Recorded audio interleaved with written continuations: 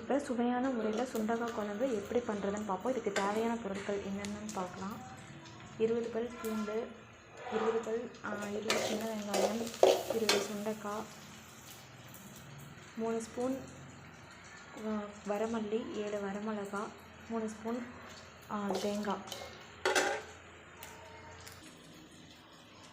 நம்ம ஃபஸ்ட்டு என்ன பண்ணுறோன்னா, ஃபஸ்ட்டு வந்து பேன் அடுப்பு வச்சுட்டு எண்ணெய் ஊற்றிட்டு கொஞ்சமாக 4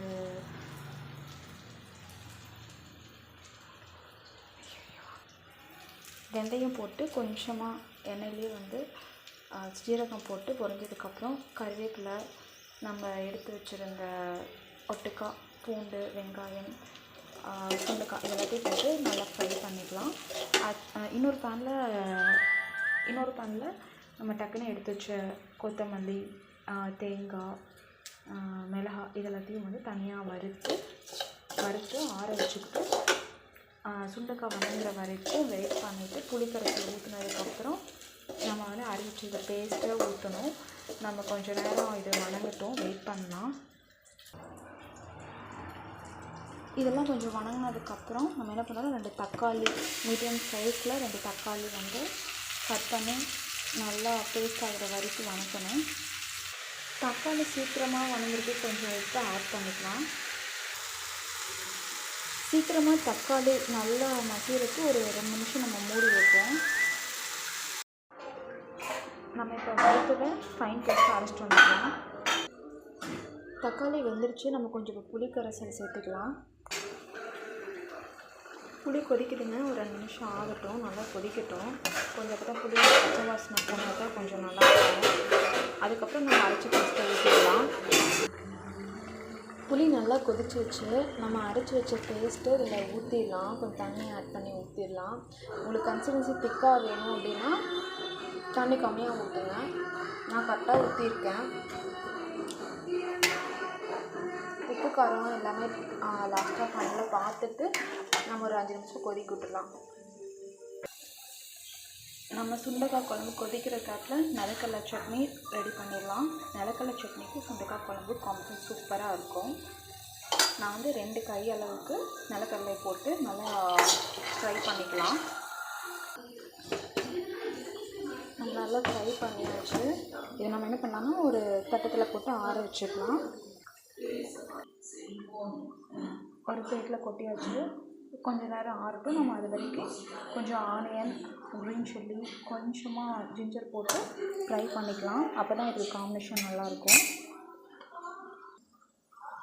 இதுக்கு நான் 3 க்ரீன் சில்லி, ஒரு 5 வெங்காயத்தை சின்ன வெங்காயத்தை எடுத்து பொடி பொடி கட் பண்ணி வச்சுருக்கேன். கொஞ்சமாக இஞ்சி, இது நிலக்கடலை சட்னிக்கு பச்சை மிளகாய் போட்டால் டேஸ்ட் நல்லாயிருக்கும். நம்ம ஃப்ரை பண்ணிடலாங்க. இங்கே பாருங்கள், நான் கொஞ்சம் ஃப்ளேவருக்காக மட்டும் கொஞ்சமாக ஒரு 5 மல்லியும் கொஞ்சமாக ஜீரகமாக ஆட் பண்ணிக்கிறேன். இதை நம்ம போட்டுடலாம். ஃப்ளேவருக்கு மட்டும்தான், இல்லைன்னா நிலக்கடலை டேஸ்ட்டையே வந்து இது மாற்றிடும். இதுலேயே லைட்டாக ஒரு கொஞ்சமாக புளியும், கொஞ்சமாக இந்த சைஸ் புளியும், உப்பு இதெல்லாம் போட்டுக்கலாம். நல்லா தாளிச்சிடுங்க. லைட்டாக மஞ்சள் பிஞ்ச் அளவுக்கு மட்டும் மஞ்சள் ஆட் பண்ணிக்கலாம். நல்லா ஃப்ரை பண்ணிடுவேன். ஃப்ரை பண்ணிவிட்டு நல்லா இதையும் ஒரு 2 நிமிஷம் ஆனதுக்கப்புறம் ஒட்டுக்காக வந்து மிக்சியில் வந்து கிரைண்ட் பண்ணி எடுத்துக்கலாம். இந்த மாதிரி நல்லா கலர் சேஞ்ச் ஆகிற வரைக்கும் நல்லா வதக்கிடுங்க. மிளகாயெல்லாம் பார்த்திங்களா அந்த மாதிரி ஆயிடுச்சு. ஓகே, இதையும் ஆற வச்சுக்கலாம். ஆற வச்சு நான் சட்னியும் ஆறுக்குள்ள இதை காமிக்கிறேன். இங்கே பாருங்கள், நல்லா எண்ணெய் பிரிஞ்சு வந்துருச்சு. நல்லா ஒரு திக் கன்சிஸ்டன்சிக்கு வந்துருச்சு. நம்ம ஆஃப் பண்ணிடலாம். இது கொத்தமல்லி தலை ஆட் பண்ணாலும் ஸ்கிப் பண்ணுறதுனால பண்ணிக்கலாம். புளிக்குழம்பு மேக்ஸிமம் கொத்தமல்லி தலை போட்டிங்கன்னா ஃப்ளேவர் மாறிடும். நான் வந்து போடலை, இப்படியே தான் வச்சுக்கிறேன். ஓகே, நான் நிலக்கடலை சட்னி அரைச்சாச்சு. இங்கே பாருங்கள், இந்த மாதிரி நான் நல்லா திக்காக அரைச்சிட்டேன். கொஞ்சமாக தண்ணி ஊற்றி நல்லா திக் பேஸ்ட்டாக இருந்தால் தான் நல்லா சூடான சாப்பாட்டில் போட்டு சாப்பிட்றப்ப நல்லா டேஸ்ட்டாக இருக்கும்.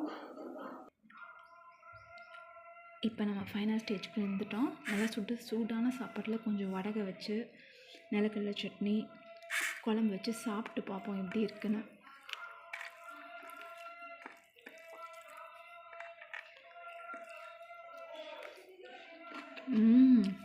டேஸ்ட் அல்டிமேட்டாக இருக்குங்க. நீங்களும் ட்ரை பண்ணி பாருங்கள். ட்ரை பண்ணி பார்த்து எப்படி இருக்குன்னு சொல்லுங்கள். ஓகே, டேக் கேர், பாய்.